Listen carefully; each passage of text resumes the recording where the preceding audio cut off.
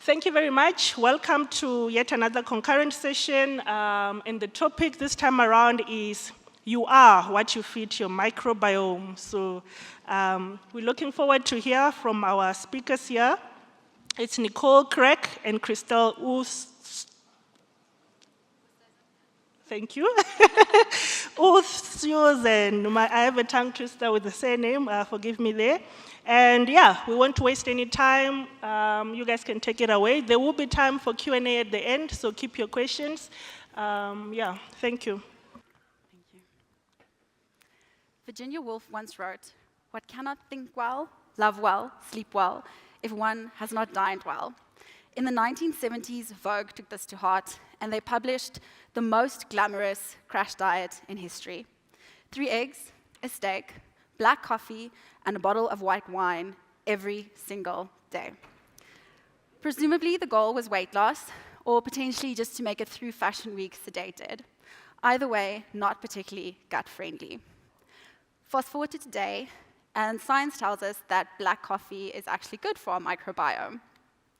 So potentially Vogue was just ahead of their time. They just chose a few too many eggs and a little bit too much wine. But all humor aside, we are only recently starting to understand how profoundly diet affects more than just our waistlines. It turns out our gut deserves more attention than it's been getting, and today we're going to explain why. As a precursor to this presentation, I would just like to mention that gut health and technologies are emerging sciences, and neither Christelle nor I are gut health specialists. We are simply life actuaries who find the potential use of gut health within insurance fascinating. Today, we are going to take you through a journey of our microbiomes. We are going to start by explaining what our microbiome is and why it's important, then provide information on how you can improve your gut microbiome, why it's important for actuaries and insurers, what international insurers are doing with this data, how you can test for your gut health, and what a stool sample actually reveals. Some ethical, legal, and social implications that you need to take into account if you want to implement gut health within insurance, and then other potential limitations and considerations for implementing gut health within insurance. But let's start with the basics. What is our gut? Simply put, your gut is your gastrointestinal system that consists out of your stomach, your small intestine, and your large intestine. In other words, it's the physical digestive organs that are responsible for breaking down food and nutrient absorption. Your gut microbiome are the microbes that live within the gut that support digestion, immunity, and long-term health. We can think of our gut microbiome as a rainforest, a dense, diverse ecosystem of bacteria, fungi, and viruses, and other microbes that live within our gut and largely within our large intestine. Like a rainforest, our gut thrives on diversity and balance, and each species plays an important role in maintaining this balance. Like a rainforest, it's sensitive to changes in environment. Lifestyle, diet, and the use of antibiotics all impact this delicate balance, just like deforestation impacts biodiversity. When our gut microbiome is out of balance, a state called dysbiosis, it's linked to autoimmune disease, diabetes, and depression. Rainforests only take up 7% of the Earth's surface, but support over 50% of terrestrial life. Similarly, our gut microbiome only takes up a small part of our bodies, but its impact is enormous. It interacts with a number of bodily systems and supports a number of bodily functions. In fact, it's so active within our bodies that scientists and physicians have started referring to it as an organ itself. And every microbe, no matter how big or small, plays an important role in retaining the resilience of the system. Although our gut only spans a few meters, it can house up to 40 trillion bacterial cells. That means that on a cellular level, you are actually more bacteria than you are human.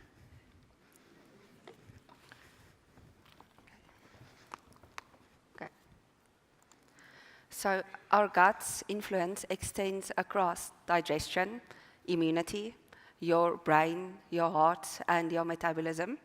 So let's see how your gut health shows up in each of these crucial functions. So the first one that we'll have a look at is how your gut can assist with digestion. So similar to how a rainforest floor, crowded with different plant and animal species, breaks down different layers of foliage, our gut breaks down complex carbs and fibers that our body can't digest on its own. In the process, it creates short-chain fatty acids, which are tiny molecules that nourish our gut lining and support the entire ecosystem.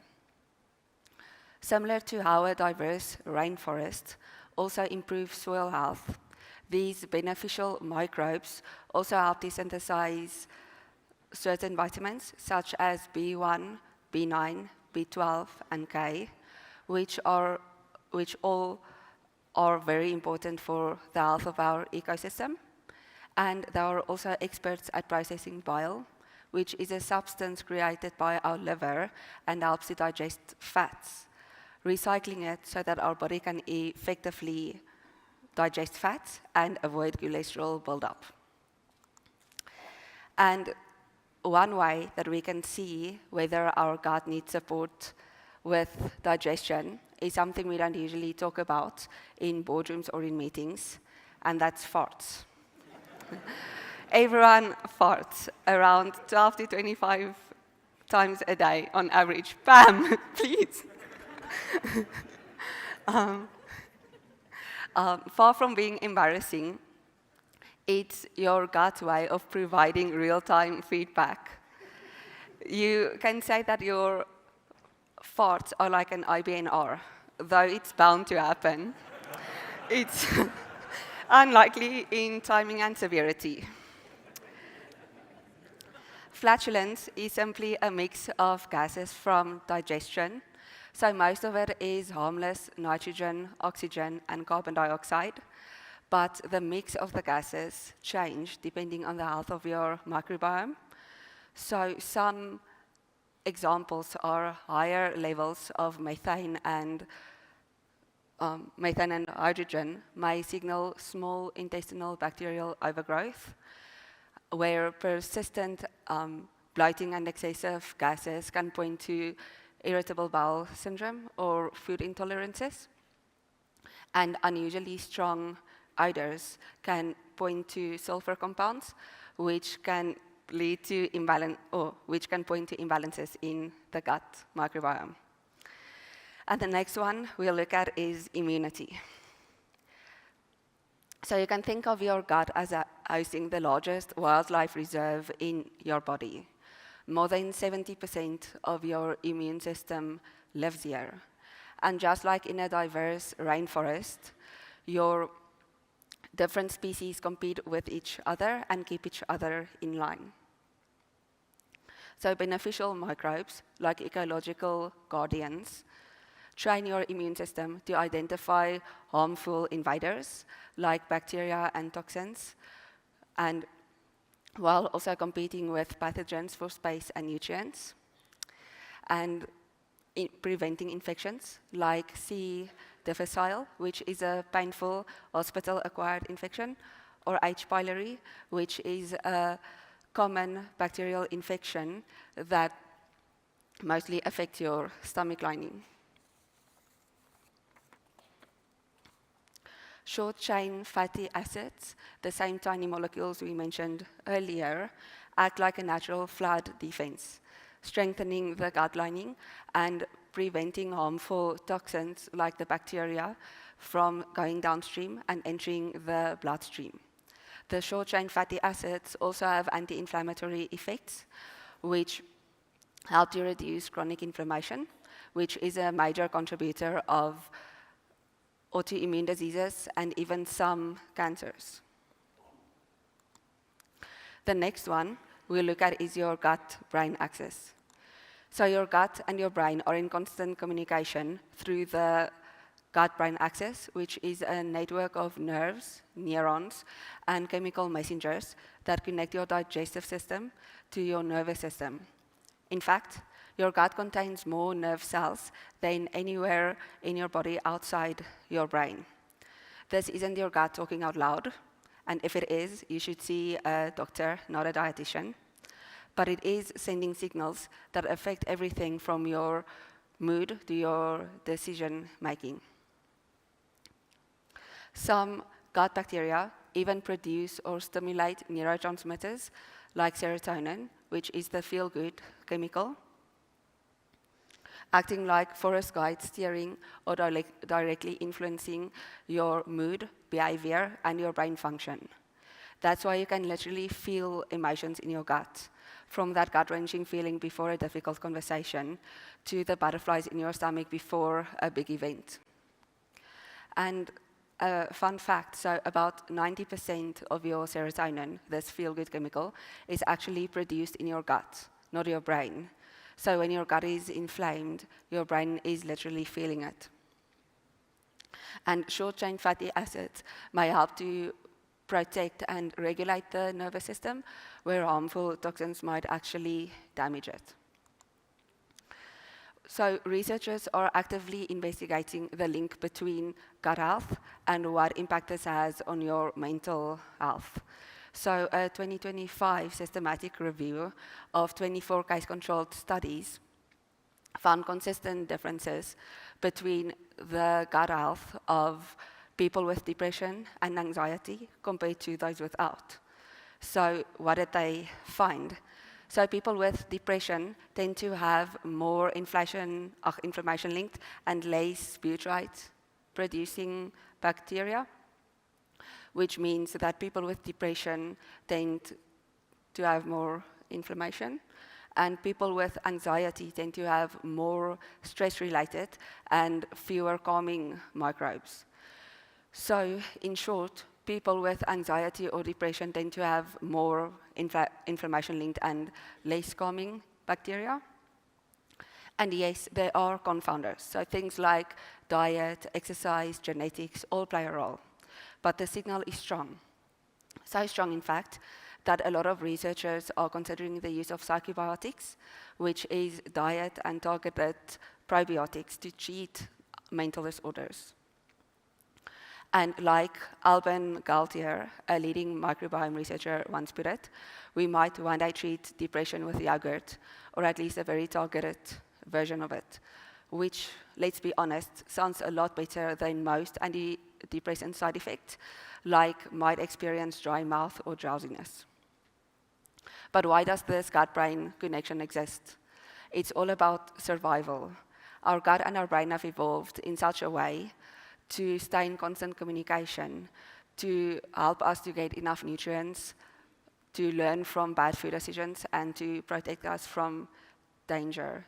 So this connection helps to keep us alert, adaptive, and maybe a bit more anxious than we'd like. The next one we'll mention or talk about is how your gut can actually affect your heart. So your gut doesn't just influence your brain, it also has a direct influence to your heart. And scientists have called this the gut-heart connection, showing that whatever happens in your gut directly influences your cardiovascular health. Okay. So good bacteria actually produce anti-inflammatory compounds, which help to reduce one of the major drivers of heart disease. Imbalances in the gut, or dysbiosis, have been linked to obesity. So a healthy gut can actually help us to manage our weight more effectively. The same tiny molecules that help our brain also help our gut with things like blood pressure and blood vessel regulation and cholesterol. And a lot of good gut bacteria have also been linked to hypertension, which is one of the biggest and most costly health risks globally. And the last bodily function that we'll mention is your metabolic health.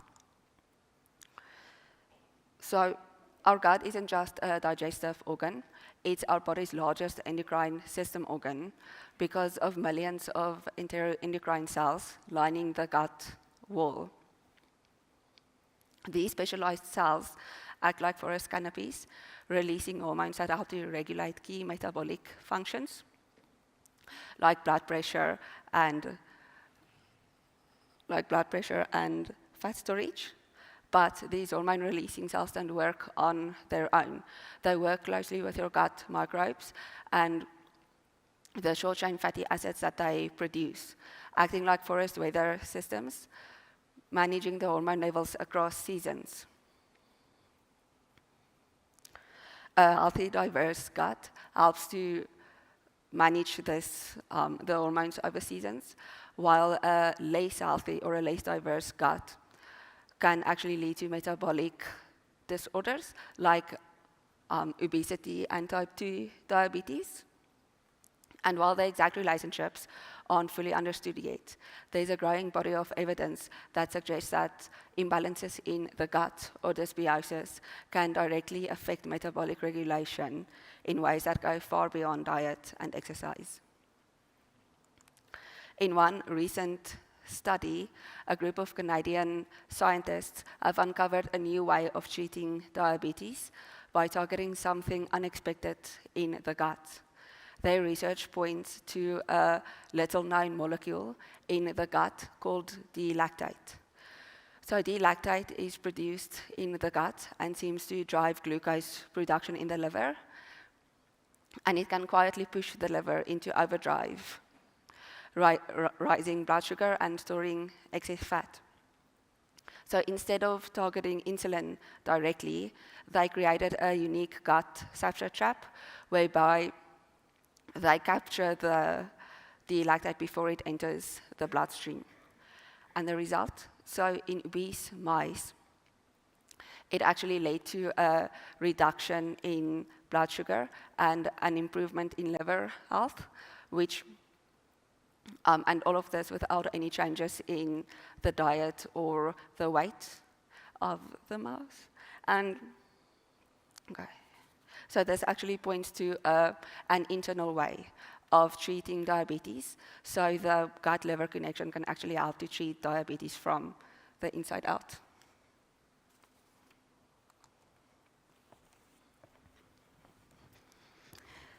So we've explored what our gut is and why it's important. Now let's look at how we can obtain healthier guts.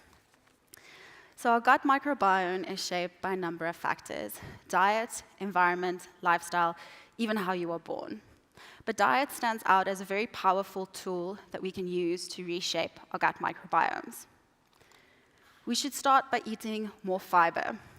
So foods such as fruit, vegetables, nuts, legumes, and whole grains all contain fiber that the beneficial bacteria in our guts eat.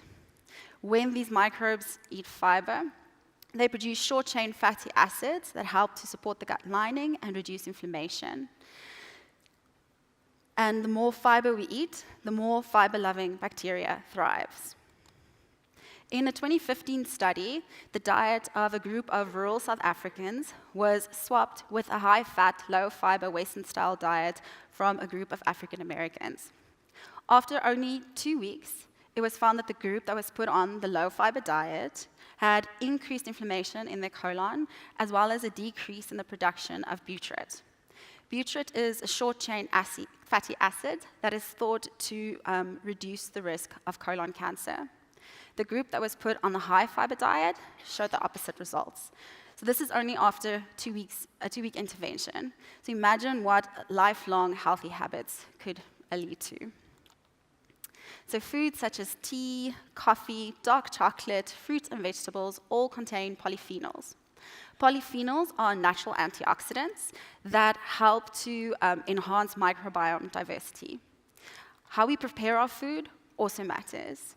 We should stay with minimally processed foods and fresh fruit and vegetables, as well as considering fermented foods such as kimchi, yogurt, and sauerkraut that help to support gut biome vitality. Collagen-rich foods, such as bone broth and salmon skin, all help to support the gut lining. Early studies on mice actually find that collagen supplements might help support the gut microbiome. Vitamin C-rich foods, such as broccoli or citrus, help your body to naturally produce more collagen. Diet is a very powerful tool, and there are other tools that we can use and should consider to reshape our gut microbiome.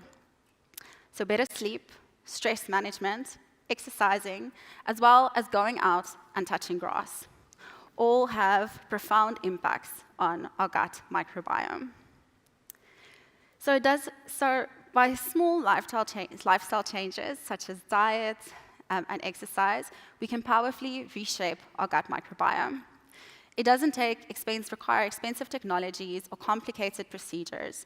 It's as simple as sleeping more, reducing stress, eating fiber, and potentially saying yes to that fermented food that you were trying to avoid. In other words, it's everything your grandmother told you, but now it's peer-reviewed. The bigger question is, why is this important for us as actuaries? Why should insurers care about what's going on in your gut microbiome? It's because gut health testing can provide thousands of new data points, and insurers love data.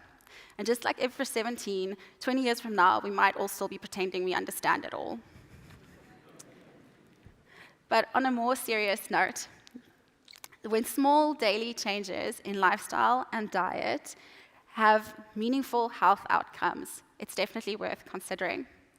So let's take a closer look at why gut health may soon become an important and actuarially relevant part of our risk landscape. So our gut microbiome acts as an early warning system, providing signals of inflammation and metabolic imbalance years before symptoms actually arise. That means it could help flag underlying mortality risks before traditional underwriting or medical tests could actually do so. This could provide insurers with a new lens through which to view long-term health trajectories, potentially improving pricing accuracy over decades. For health insurers, the impact is more immediate. As over 70% of our immune system resides within our gut, even small changes to improve our gut health can significantly reduce chronic inflammation and reduce the incidence of costly diseases.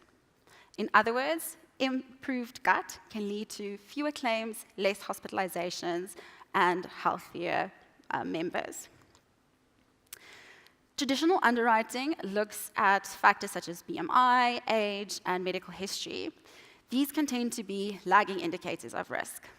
The microbiome, on the other hand, has the potential to become a leading indicator of risk. It can flag biological signs of vulnerability or resilience years before traditional risk matrix might be able to pick this up. This can lead to enhanced segmentation, improved predictive modeling, and potentially fairer pricing for individuals with healthy gut microbes. We're not suggesting a change in underwriting or replacing traditional underwriting, but adding a new proactive layer of data to underwriting. For health insurers, this can help identify at-risk individuals early for intervention programs or wellness programs that can catch risk before it becomes disease. So unlike age and genetics, our microbiome is actually changeable and sometimes quite rapidly. Studies show that individuals who regularly eat food that's rich in live microbes have significantly reduced cardiovascular and all-cause mortality. For insurers, this could mean reshaping long-term health outcomes.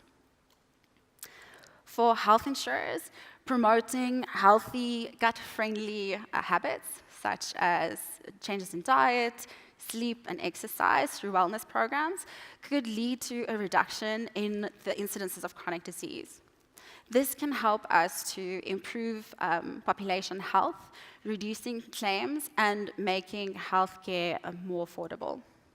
more sustainable. So microbiome therapies have also shown to improve treatment outcomes for patients. So we'll consider a fecal microbial transplant, or FMT.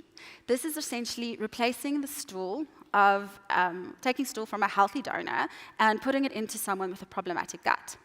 So the aim is to replace harmful microbes with more healthy microbial communities.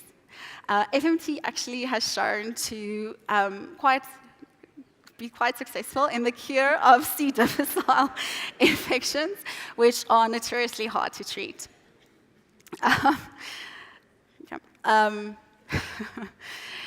These C. difficile does react to antibiotics, but a lot of patients actually relapse. And C. difficile boasts an 85 to 90% success rate even for individuals where traditional therapies have failed. Emerging studies also suggest that it might show promising evidence of treating ulcerative colitis, as well as enhancing cancer immunotherapy responses. So these targeted interventions could help reduce healthcare costs and improve patient outcomes. For life insurers, these same types of technologies could also improve long-term survival rates. There are studies that suggest microbiome modulation can have success in improving cancer treatment, as well as slowing down the progression of autoimmune diseases. So then for something a bit more practical, where small mindful changes can actually impact the lives of individuals in a powerful and meaningful way. In a 2024 study out of the UK that consisted of almost 10,000 individuals, it was found that after only 3 weeks of increasing the increase of fermented food, individuals reported a 47% improvement in mood, a 52% boost in energy, a 52% reduction in hunger, and a 42% decrease in bloating. So these aren't just numbers. They're ways that we can actually impact and improve individuals' lives, potentially reducing claims and increasing member engagement. For life insurers, these are simple, easy wins for wellness programs that are affordable, enjoyable, and backed by growing research. So for life insurers, the use of gut health data look more at long-term trends. By having the flexibility to use biological data to improve predictive modeling, enhance segmentation and risk management or risk strategies through improved underwriting, and then potentially improving and pricing accuracy over decades. For medical aids in South Africa, they're slightly more restricted due to community rating, and we'll probably use this type of data in disease management programs. It does, however, provide medical aids with an actionable lever that they can use to reduce claims and improve health and potentially member engagement over time.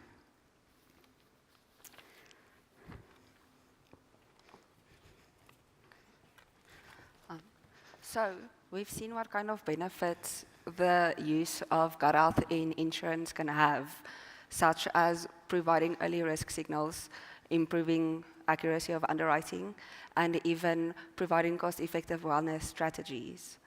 But the natural next question is, are insurers actually using this yet? Is it still a theoretical opportunity for the future, or are we actually seeing it being applied now? So let's take a look at how insurers have started using this and what this might mean for the future of underwriting and risk assessment. So in Singapore, a life insurance company called Manulife launched an industry-first collaboration with Amelie, which is a gut microbiome screening company, where they provide qualifying members with the opportunity to undergo a gut microbiome test, not just as a medical diagnostic, but as a personalized wellness incentive. So they then, based on their gut microbiome, then receive personalized diet and lifestyle recommendations to improve their immunity, mental wellness, and metabolic health. And this kind of pilot, although it's still early days, demonstrates how the use of gut health in insurance can be positioned not just as a wellness fad, but as a proactive engagement tool. So here's the actual relevance. So even though the individual data remains private, Manulife gets access to aggregated, anonymized data that helps them to provide or do some analysis on population level health trends, and also helps them with enhanced risk segmentation, and even helps them with smarter products over time. So we also reached out to Manulife, and they mentioned that they don't actually use this data yet. So they merely do this to provide customers with the opportunity to undergo this test, to see how it works, and so that they can adjust their lifestyle if they wanted to. And if cancer is eventually detected, then Manulife will cover the cancer under a standalone critical illness policy. Okay, and the next one we want to talk about is Digby Health. So Digby Health runs a digital therapeutic platform that's highly personalized and prescription grade. So when individuals enroll, they receive an at-home testing kit, which includes a DNA test via a saliva sample and a gut test, as well as an attached Bluetooth scale.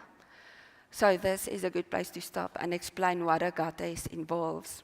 Because for us as actuaries, if we can understand how it works, then we can accurately implement it into insurance models. So individuals collect a stool sample at home, which is stabilized, shipped to a certified lab for testing, and it undergoes DNA sequencing to identify gut microbes. And yeah, so finally, a situation where oversharing really is encouraged, provided that your gut health is more important than your dignity.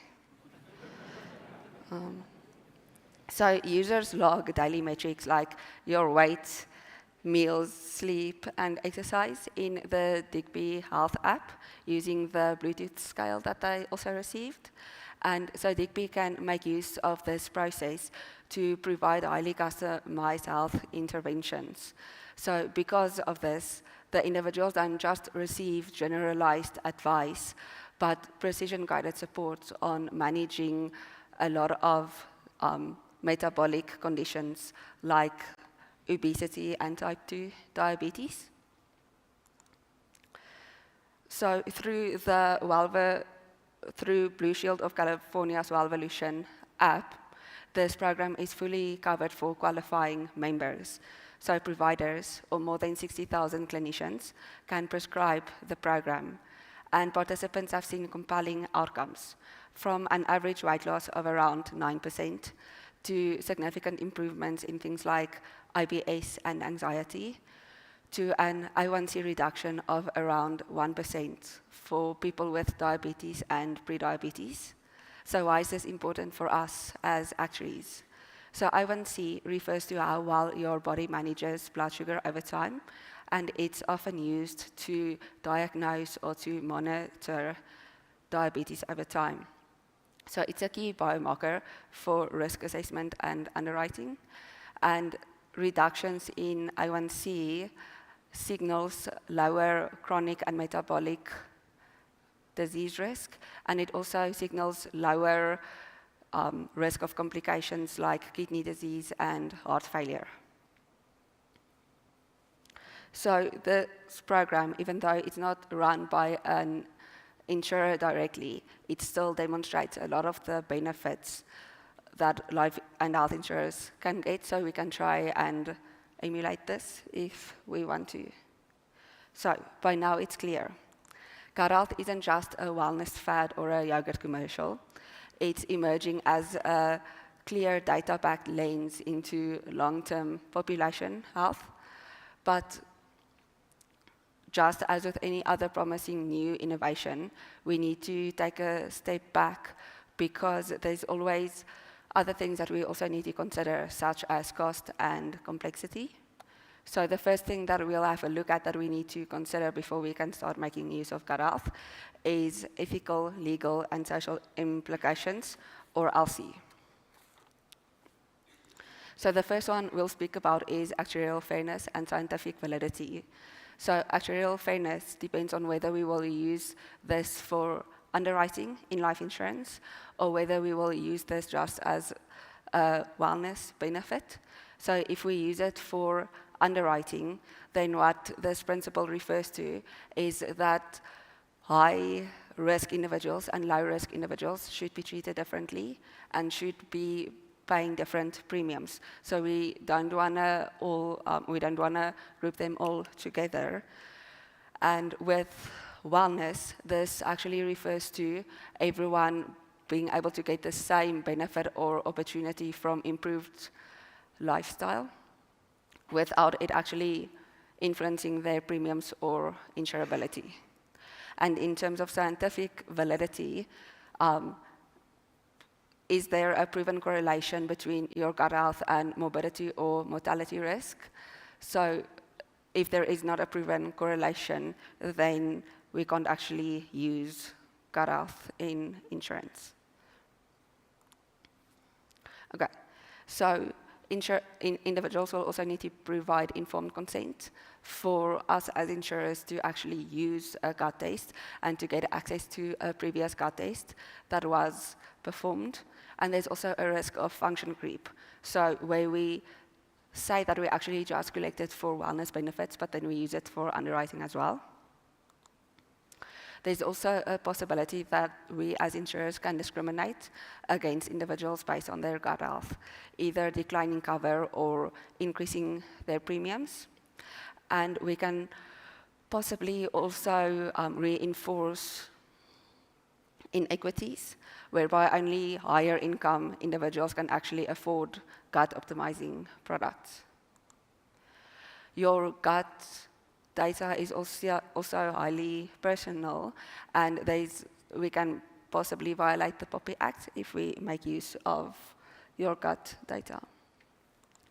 And at the moment, there's not any legislation in place to actually prevent us as insurers from using your gut data, but there is a possibility of this changing over time. So we'll just need to keep an eye on any legislation that's in place. Your microbiome composition is shaped by things like your diet, environment, and socio-economic factors. So using your gut health in pricing could unintentionally penalize marginalized or disadvantaged groups.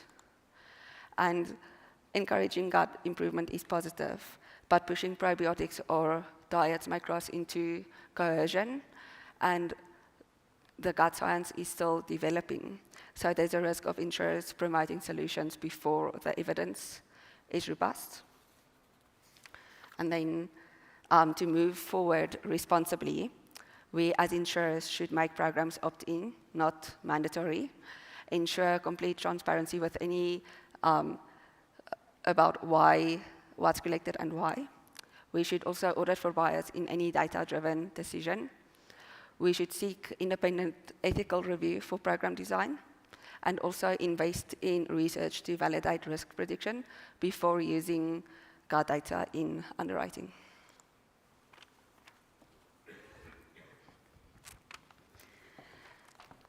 So other than these social, ethical, and legal considerations, there are a few other limitations and considerations that we need to take into account before using gut data can become mainstream. We can think of these rather as a few speed bumps along the way. So we are just going to touch on a few of them today. Firstly, costs can be high. So microbiome testing and therapeutics are quite expensive due to the advanced technology and data analytic needs. In South Africa, there are a few companies that already provide gut health testing. A few of them are just Biometrics, Viome, and EasyDNA. And tests can range from 3,000 Rand to in excess of 10,000 Rand, depending on the type of test and analysis that you require. Gut health is also changeable, and insurers might require individuals to be tested more regularly throughout life to ascertain if lifestyle and diet interventions have successfully changed the gut microbiome. This might become more of a dynamic underwriting situation, which would also increase the cost of these tests. A decision will have to be made for who will be responsible for covering these expenses, the individual who will be benefiting from their from improved health, or insurers who will benefit from improvements in mortality and mortality and morbidity over time. Insurers would also want to know, which currently is one of the more difficult areas to ascertain, if these improvements in mortality and morbidity will outweigh the costs associated with microbiome testing. And this is where pilot projects could be of value. The more people become aware of the importance of your gut health, the more people might start being tested and technology improves, these prices could potentially decrease over time. Then nutritional data is messy. Diet is one of the powerful tools that we can use to shape our gut microbiome. Nutritional data is unfortunately mostly self-reported and therefore notoriously unreliable. Additionally, there is also no consensus on what a healthy diet is, and a number of healthy diets aren't particularly gut-friendly. So it might become difficult to convince individuals to move to a gut-friendly diet. Others might not be willing to change their diet unless there is some other reward than just good health to do so. Then scalability might also be tricky. Everybody's gut microbiome is different, shaped by age, geography, diet, you name it. Collecting and analyzing data at population scale is not only expensive, it can be technically difficult to do so. Additionally, wellness programs tend to be broad brush, where gut recommendations are quite personal, and therefore it might not be optimal within that setting. Then it's also a new and emerging science. There's been a recent boom in gut health science, but the depth and breadth of scientific evidence is still developing. Individuals all react differently to things such as probiotics, and work still needs to be done to understand how this will influence different populations within South Africa. Additionally, the data that is produced is quite nuanced, and therefore will need specialized knowledge to interpret, potentially making it difficult for insurance underwriters to predict someone's mortality risk or morbidity risk based on this data alone. So yes, there are a few speed bumps along the way before we can implement gut health, but that doesn't mean insurers have to do nothing. Like Monulife, we can start pilot projects to help collect microbiome data, or we can start focusing on gut health education. Today, we're just going to highlight a few very light touch ideas that insurers can currently implement within existing wellness programs to educate the population. So focus on simplified, bite-sized content that can be pushed through apps or through insurers' websites. And this could also be linked to longer formats such as webinars, where people can actually interactively ask questions of gut health specialists. You can introduce gamified wellness challenges where people can collect points, be on a leaderboard, and potentially get a prize or a discount based on their participation.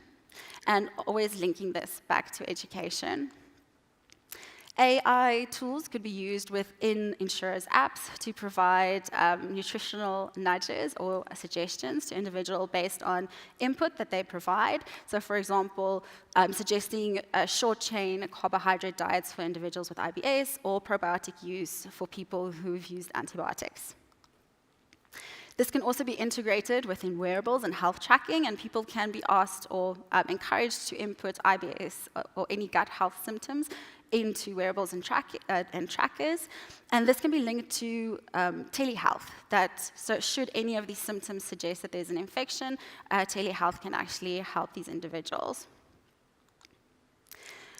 Campaigns can also be quite targeted, looking at only high-risk individuals, focusing on culturally accessible content that's provided in a number of different languages.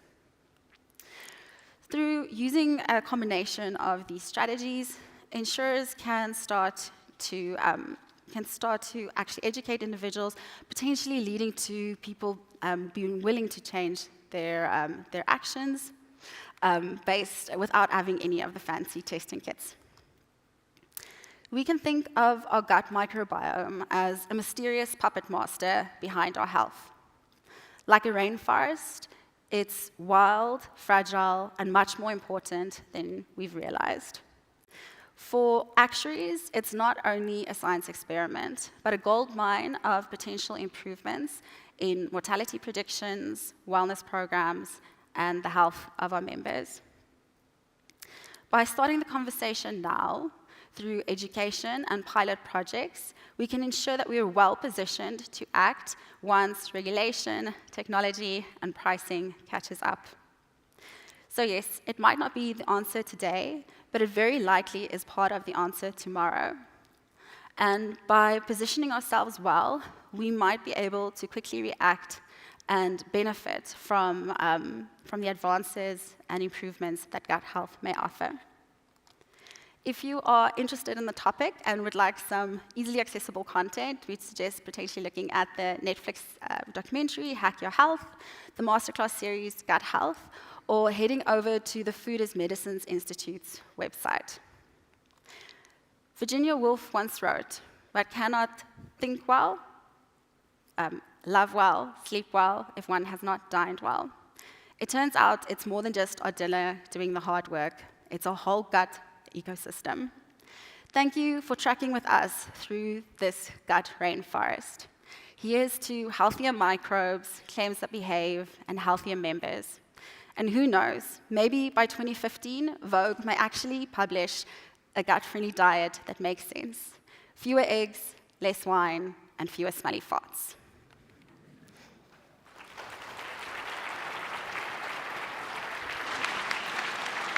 Thank you so much, Nicole and Christelle, for that food for thought. I'm opening up the floor now for questions. Please move to the aisles. I can't see a hand. Fatouani, can you see a hand? Anyone have a question? Oh, we've got one there. Oh, there at the back as well. Let's first give the lady here in the beautiful dress a chance. Oh, thank you. Thank you. Good afternoon. I'm Nicola Barrett from the Caribbean Actuarial Association. Oh, let me take this off. There was a point where you talked about stool transplantation. Yeah. Into what body part would the stool transplantation take place? So this can be done by various ways. So in some cases, they actually they freeze it and then add it to capsules that you digest.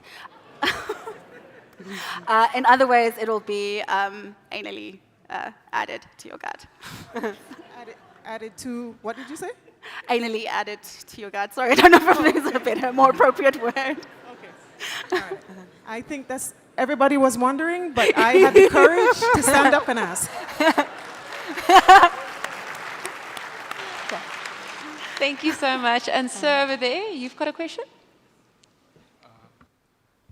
Hello, everyone. My name is Tapedi from Discovery Corporate. My question is for insurers specifically. How do you believe they can implement gut health wellness strategies on a more pragmatic basis? The testing kit feels like it's all metrics or nothing. Do you believe that there are leading metrics that they can implement within wellness strategies over and above all the other wellness strategies that they have, whether it's BMI, cholesterol, etc., so that they can, as they go, get an understanding of the data and then become as more comprehensive over time as they can be? Thanks. Yeah, I think Yeah, that's a good question. So I think a lot of the strategies that insurers are already implementing, so I know Discovery is looking at improved sleep or tracking sleep data, exercise, so all of that is actually very good for your microbiome. Then obviously it's also, as part of that, it's now everything is linked to cards, and insurers also know what we're potentially eating or not if you're avoiding scanning your card when you eat something that's not on the allowed list. So they're already doing a lot that could help contribute to improved gut health. Unfortunately, when it comes to like the testing and understanding what an individual's gut health looks like, at the moment, as far as I'm aware, Christelle, you can correct me if I'm wrong, that unfortunately stool samples are the best way to do that. Hopefully, over time, there might be other ways that they could do that, and that might not be as invasive. But at the moment, those are the things that I can think of. Cool, thank you. Any other questions? I'm looking at this side. Am I missing anyone, Fatwani? Oh, wait, There's a there's someone. gentleman there.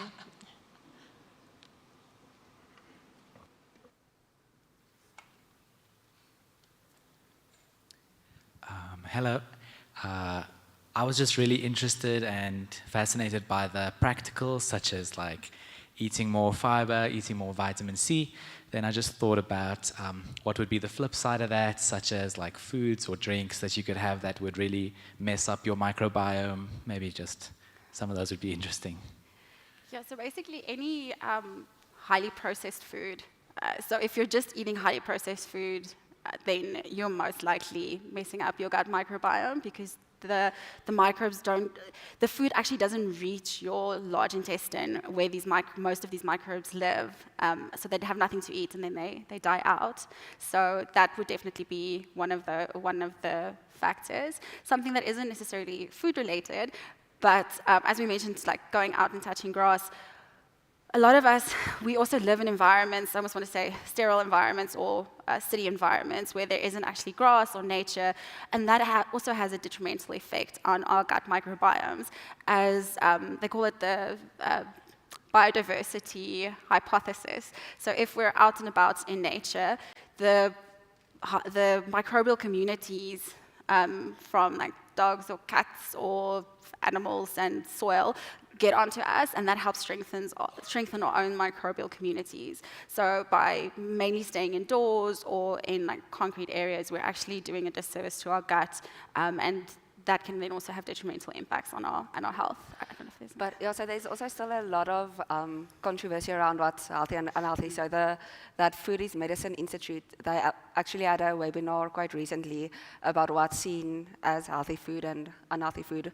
And in there, the presenter mentioned, so a lot of people are now following a high-fat, high-protein diet, but actually eating more protein is also not necessarily that good for you if you don't exercise enough or if you don't want to build muscles, because then eating more protein can somehow then change into fat. So it also depends on the person, I think, and like what your body can digest and what's actually good for you.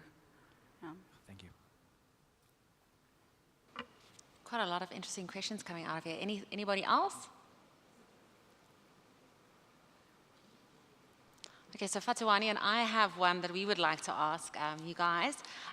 How can insurers balance promoting gut health initiatives with avoiding potential discrimination against individuals who have microbiome profiles potentially linked to higher health risks? Yeah, that is a tough question because it's, like I've mentioned, even where you live can impact your microbiome. So by looking at healthy gut microbiomes, you might inadvertently be discriminating against individuals just because of the area where they're living, that they don't get exposure to good microbiome or to microbiomes. I think if insurers can so promote it, but also help individuals to implement some of these strategies to improve their microbiome in easy and affordable ways, it might potentially help to get around the discrimination or limit it.